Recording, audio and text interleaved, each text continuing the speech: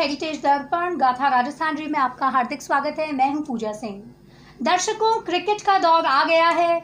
आप सब लोग अपने परिवारों के साथ बैठे हैं, मनोरंजन कर रहे हैं। क्या आपको पता है जो आपका इतना पसंदीदा खेल क्रिकेट है, उसका इतिहास क्या है? चलिए हम बात करते हैं क्रिकेट की। राजपुताना में सबसे पहले क्रिकेट कब खेला गया था, इसके बारे में हमारे साथ चर्चा करेंगे। मौजूद है जितेंद्र सिंह जी शेखावत, वरिष्ठ पत्रकार हैं, इतिहासकार हैं। सर, इसका इतिहास राजपुताना में कैसा रहा, कब खेला गया था और इसे लोगों ने कैसे पहले क्रिकेट का आज की तरह से राजस्थान में कोई हो हल्ला नहीं था। लोग क्रिकेट के बारे में जानते ही नहीं थे। देसी खेल खेलते थे, कबड्डी, खो, इस तरह के। राजा महाराजा भी घुड़सवारी करते और बाद में अंग्रेज़ों की देखा देखी से उन्होंने भी क्रिकेट और पोलो खेलना शुरू कर दिया। एक वो ज़माना था जब अंग्रेज़ लोग अपने घरों के बाहर बने लॉन में क्रिकेट खेला करते थे। राजस्थान की सभी रियासतों में, जयपुर, उदयपुर, बीकानेर, कोटा, जहाँ पर अंग्रेज़ रहा करते थे, वहाँ अंग्रेज़ अधिकारी आपस में मिलकर क्रिकेट का मैच खेलते थे। जयपुर में क्रिकेट का पहला खेल 1921 में माझी का बाग रेजिडेंसी में एक घास के मैदान में अंग्रेज़ों ने खेला था।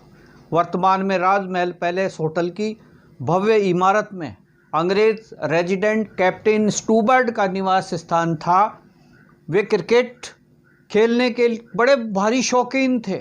वो अपने अंग्रेज़ साथियों के साथ दोपहर के बाद में इस मैदान में बल्ला लेकर आ जाते थे। रेजिडेंसी में काम करने वाले सेवक नौकर गेंद बल्ला लेकर पहले से ही खड़े रहते और फील्डिंग करते थे। क्रिकेट खेलने के बाद उनकी टीम के लोग थकान मिटाने के लिए आराम कुर्सियों पर बैठ जाते थे। तब उनकी जो मेमें हैं वो केतली में चाय और बिस्कुट, केक आदि लेकर के और उनका स्वागत करने के लिए वहाँ पर आ जाती थी। एक दिन हुआ ये कि रियासत के नौकर की फेंकी गई गेंद रेजिडेंट स्टूवर्ड के सिर पर लग गई। तब पूरी रियासत में बड़ा हंगामा खड़ा हो गया। अंग्रेज़ों ने आरोप लगा दिया कि नौकर ने जानबूझकर रेजिडेंट पर गेंद से इतना ज़ोरदार वार किया है। सब घबरा गए एकदम से। सर, हमने सुना है कि एक अंग्रेज़ की सरेआम हत्या हुई थी और उस हत्या के कारण अंग्रेज़ों में इतना भय व्याप्त हो गया था कि उन्होंने क्रिकेट खेलना ही बंद कर दिया था। ऐसा कुछ हुआ? हाँ, हुआ था।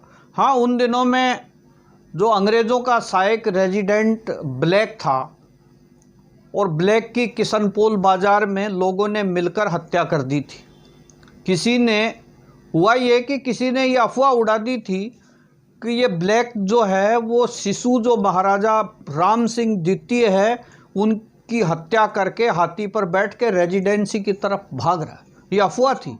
लोगों की भीड़ इकट्ठा हो गई और भीड़ ने ब्लैक को हाथी से उतार लिया, उसके छड़ीदार को मार दिया, सड़क पर पटक पटक करके और उसको बेरहमी से मार दिया। बाद में मारने वाले आरोपियों को किशनपोल बाज़ार में जयपुर रियासत ने सरेआम फांसी पर लटका दिया था।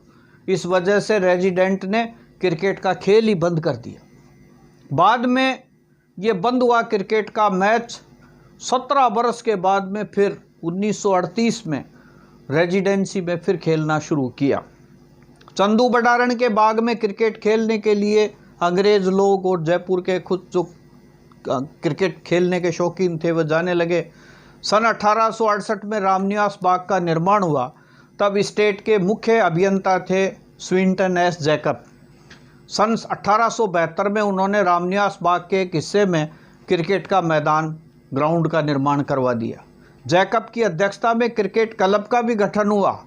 यहाँ पर नियमित रूप से क्रिकेट खेला जाने लगा। जयपुर के भी कुछ क्रिकेट प्रेमी दोपहर के बाद मैदान में क्रिकेट खेलने के लिए आते थे। सवाई राम सिंह द्वितीय, माधो सिंह द्वितीय और अंतिम महाराजा मान सिंह द्वितीय ने भी क्रिकेट के खेल को प्रोत्साहन दिया और अपना पूरा खजाना क्रिकेट खेलने वाले अंग्रेज़ों के लिए उन्होंने खोल दिया था। उस ज़माने में क्रिकेट मैच के लिए प्रैक्टिस की गेंद 8 आने में आती थी। ये गेंदें मुंबई की एक कंपनी थी, किंग्स एंड किंग्स, वो भेजा करती थी। सफ़ेद और पीले रंग के हरिण की खाल के बने दस्ताने होते, पैरों की सुरक्षा के लिए दमदार लेग गार्ड मंगवाए जाते। मुंबई की कंपनियों ने कोयर मैटिंग के लिए मना कर दिया था, तब फिर सियालकोट से कपड़ा मंगवाया गया और जयपुर के रंगरेजों ने उस कपड़े पर हरा रंग किया और बाद में पंजाब से यहाँ पर बल्ले, गेंदें और क्रिकेट का सामान मंगाया जाने लगा। बेहद रोचक जानकारी दी सर आपने। तो दर्शकों, ये था क्रिकेट का इतिहास। हमारा एपिसोड आपको अच्छा लगता है? अगर अच्छा लगता है दर्शकों तो इसे सब्सक्राइब, लाइक और शेयर करना मत भूलना। इसी प्रकार से हम छोटे छोटे किस्से, कहानियाँ जितेंद्र जी के साथ लाते रहेंगे। आपका बहुत बहुत धन्यवाद।